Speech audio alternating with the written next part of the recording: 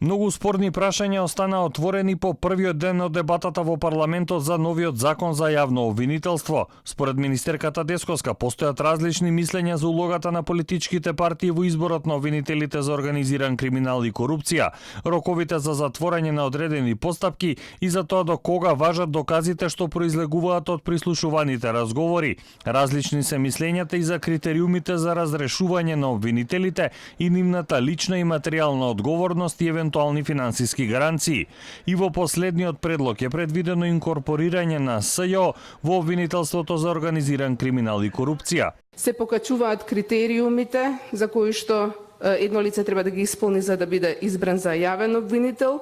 Исто така се воведува јасна дисциплинска постапка за одговорност на јавните обвинители, постапка за оценување на јавните обвинители, понатаму гаранции за финансирањето на јавното обвинителство и секако јасни основи за одговорност на јавните обвинители.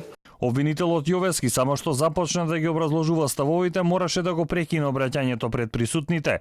Пратениците од ВМРО ДПМН му поставија прашање испишано на транспарент, кој го поставија во галеријата на салата каде обично седат новинарите. До кога мисли да го крие писмото со кое Катица Јанева му дала незаконска наредба? Прогласувам пауза од 5 минути. Очигледно нашите колеги начело со колегата Антонио Милошовски ја користат безобразно секоја прилика. Според Јовески треба да има независно обвинителство кое нема да задоволува политички потреби. Според мене, добро е што во законските решенија изграден е став по предметите од организирани криминал и корупција да постапува основното јавно обвинителство за гонење на организирани криминал и корупција, наместо како што имаше идеи за формирање на две обвинителства. И професорот Калајџиев побара писмото од Јанева до Јовески да биде ставено на увид на јавноста. За него е нејасно што значи одредбата за преоѓање на предметите од поранешното СЈО во републичкото обвинителство.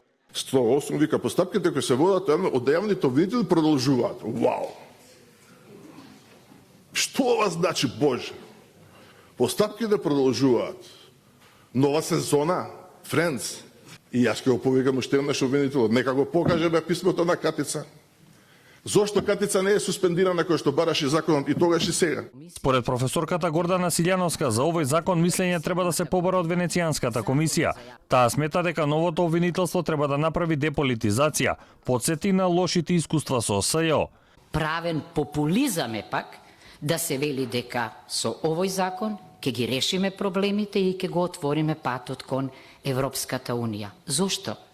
Оваа реторика ја слушавме при донесувањето на специјален начин донесениот закон за специјално јавно обвинителство, кој требаше да стави крај на криминалот и корупцијата, меѓутоа завршивме во рекет. И Силјановски, председателот на Советот на обвинители Кулевски, побараа Советот да има исклучива надлежност за изборот на нови обвинители.